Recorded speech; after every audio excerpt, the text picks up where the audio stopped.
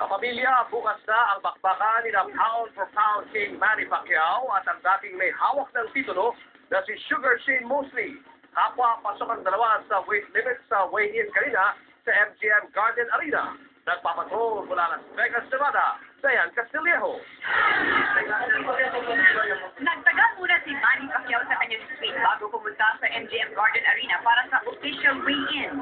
Maraming bisita si Pacman sa kanyang kwarto.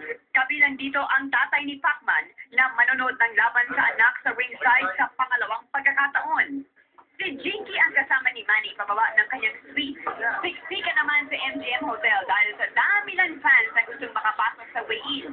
Ilang oras pumila ang mga Pinoy galing pa sila sa iba't ibang estado ng Amerika para lang makapasok dito sa weigh-in at makita ang kanilang titulo. Future Hall of Famer. Unang tinawag sa stage ang dating pound-for-pound champion at ngayon challenger si Shane Mosley na naka-asul na jogging pants.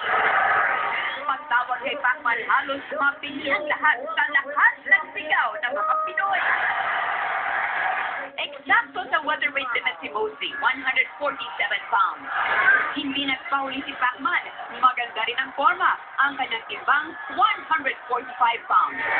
Parehong kumpiyansa ang dalawang kampo.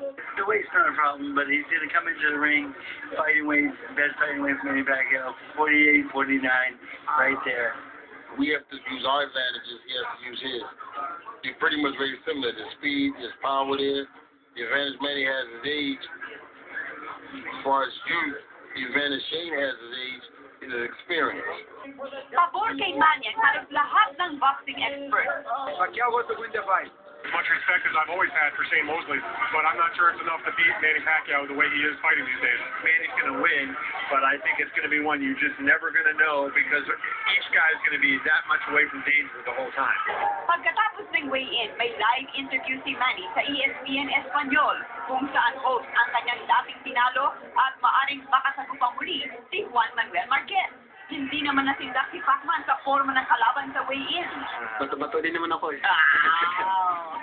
I'm ready to the fight. I feel good. I'm excited to the fight and nothing to worry. Walang kaba rin si Jinky Pacquiao sa title defense ng asawa bukas. Relax na ako ngayon eh. Kasi dati pa naman, ininervous ako sa mga kalaban. Pero pagdating sa fight, easy fight lang pala. Nakatutok na ang mga spotlight sa ring ng MGM Garden Arena. Handa na para sa welterweight championship fight ng Pacman kontra Mosley. Dayan Castillejo, patron ng Pilipino, Las Vegas, Nevada.